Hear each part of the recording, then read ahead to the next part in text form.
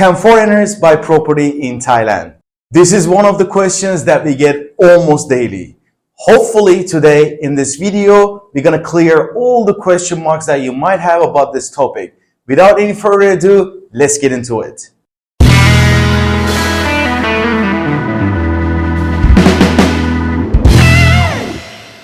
Hi, my name is Nuno from Storm Real Estate. Today, we're going to talk about if foreigner can buy property in Thailand. Almost daily, tens of people ask about if I can buy a property in Thailand as a foreigner. This is perfectly understandable because it's not very straightforward. That being said, actually it's pretty simple too. Without making it complicated, let me say right off the bat, yes, foreigners can buy property in Thailand 100% under their name. But there's a caveat. Yes, foreigners can buy property in Thailand, but not every single type of property. In Thailand, as a foreigner, you can buy a flat, apartment, or condos. If it's a landed property, such as houses or villas, you cannot own it 100% under your name. That being said, you can buy those properties in different ways, and we're gonna get into it pretty soon. Let's start with condominiums apartments. How come you can own a condominium apartment, but you cannot own a landed property like a house or villa? By Thailand Condominium Act, Thai government allow foreigners to own condominium units 100% under their name. But Thai government actually look at the whole building as a whole. Let's assume there are 100 equal size of units in one condominium building. 49 of those units can be owned by foreigners 100% under their name. Meanwhile, the remaining 51% of those units have to be owned by Thai people. Foreigners can still access to those 51 units, but they have to be leasehold. We will get into leasehold and freehold pretty soon. But if a condominium unit has a foreign freehold title, without any limitation or regulation, foreigners can own it 100% under their names. There are a couple of different freehold titles in Thailand. One of them is called Thai freehold, which a unit can be owned by only Thai citizens. The second one is called Thai company freehold, which that unit can be owned by Thai company. So in that case, you can set up a Thai company and own that property under that company name. The third and the last one is called foreign freehold. That means a foreigner can own that property 100% under their name. Apart from freehold, there's another system in Thailand called leasehold. Leasehold by Thai laws is 30 years at a time. So you can have the usage right of any property for 30 years at a time under leasehold title. In Thailand, they call property title shanot. When you purchase a leasehold property,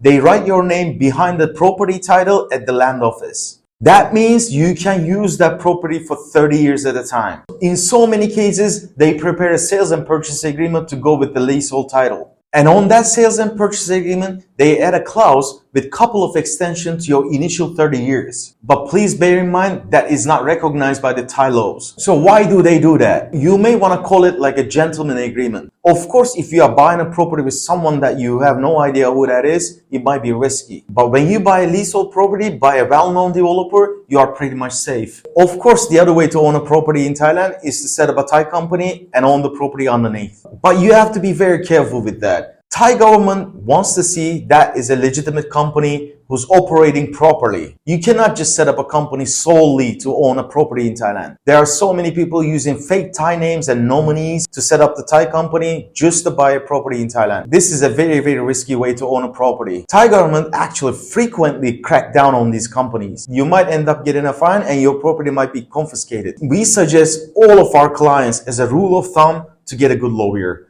Doesn't matter what you buy, you need a good lawyer in Thailand. Don't forget, this is not your country. They have a completely different law system than yours, and also they have a completely different language that you're not going to be able to understand the contracts that you read. For a small fee, you can get a decent lawyer to go through all these details for you. If you're going to go back to the main topic that if you can buy a property in Thailand as a foreigner, yes, of course, as I said, there are different ways. Whatever you do, get yourself a good real estate agent to find a good property at the good price.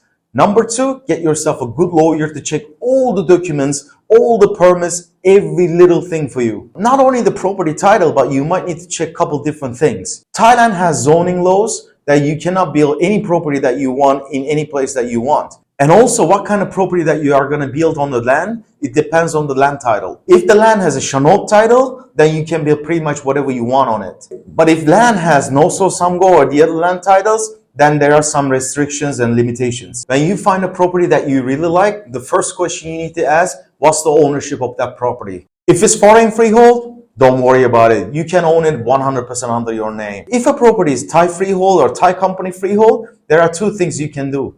One, you can buy it under a Thai friend or Thai spouse name. Two, you can open up a Thai company and own the property under that company. But as I mentioned earlier, there are some risks involved in that path. Let's say you really like a condominium or apartment building, but that property doesn't have foreign freehold title. Then you can actually go to the land office and find out if there is any foreign quota left in that whole condominium project. If there is any foreign freehold ownership quota left in that project, then you can actually transfer it from Thai freehold to foreign freehold. And if none of these options available, your last resort is to own it 30 years at a time on the leasehold title.